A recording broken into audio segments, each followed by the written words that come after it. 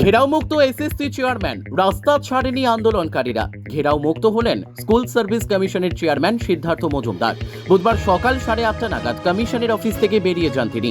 টানা আন্দোলনের চাপে অবশেষে তাকে ঘেরাও মুক্ত করা হলেও এখনও রাস্তা ছাড়েননি চাকরিহারা শিক্ষক শিক্ষিকারা। তাদের দাবি, যতক্ষণ না নিয়োগ সংক্রান্ত সমস্যা মেটে ততক্ষণ তারা আন্দোলন চালিয়ে যাবেন। এই বিক্ষোভ ঘিরে এলাকা জুড়ে চলছে উত্তেজনা। সেই কেসটার জন্য কালকে রাত্রি থেকে আমাদের কাছ থেকে ওপর থেকে একটা আবেদন এসছে চেয়ারম্যান স্যারের পক্ষ থেকে, যেহেতু পার্টি ওনাকে যেতে হবে আর কেসটা কিন্তু আমাদের। কাল রাতের আবেদন এসছে, আমরা ব্যাপারে আলোচনা করেছি, ছাড়া উচিত। আর সকালেও 2-3 বার আমাদেরকে এটা করা হয়েছে, আবেদন করা হয়েছে যে যেহেতু কেসটা আমাদেরই, আমাদের যাওয়ার জন্য উনি বলছে, তো আমরা কী করতে চাই।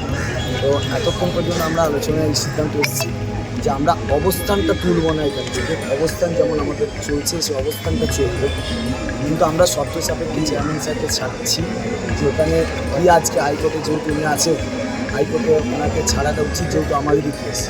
যেহেতু আমরা কোর্টের বেরোতে আটকে আছি, আমরা এমন কিছু কাজ করতে চাইছি যেখানে আমরা কোর্টে আবার আটকে যাই। তাই আমরা আপাতত ওনাকে ছাড়ছি। দ্বিতীয়ত হচ্ছে আমরা এখনও ডিআই অফিসে যে লিস্ট দিয়েছে, অর্থাৎ যোগ্যদের যে 4 তালিকা দিয়েছে, সেই তালিকা আমরা এখনও পাইনি, শুধু নোটিফিকেশানটা পেয়েছি। সেই তালিকার জন্য আমরা ওয়েট করব। আর আমরা মধ্যশিক্ষা পর্ষদের সঙ্গে যোগাযোগ করছি যাতে অযোগ্য যারা আছে তাদের টার্মিনেশন করা যায়। আপাতত আমরা, যেহেতু ওনার কোর্টে কেস আছে, উনি বারবার আবেদন করছেন, আমরা এমন কোনো কাজ করতে চাইছি না যেখানে আমাদের পক্ষ থেকে কোনো অসহযোগিতা থাকে এবং সেটা পরবর্তীকালে ইস্যু করা যাবে। আমরা শর্ত সাপেক্ষে ওনাকে আজকে যেতে দিচ্ছি কোর্টে। আমরা শর্ত এটাই যে যেন বাজার পর মানে হাইকোর্টে উনি আসুক, হাইকোর্টে যেন উনি হাইকোর্টে পজিটিভ রিপ্লাইটা দেয়।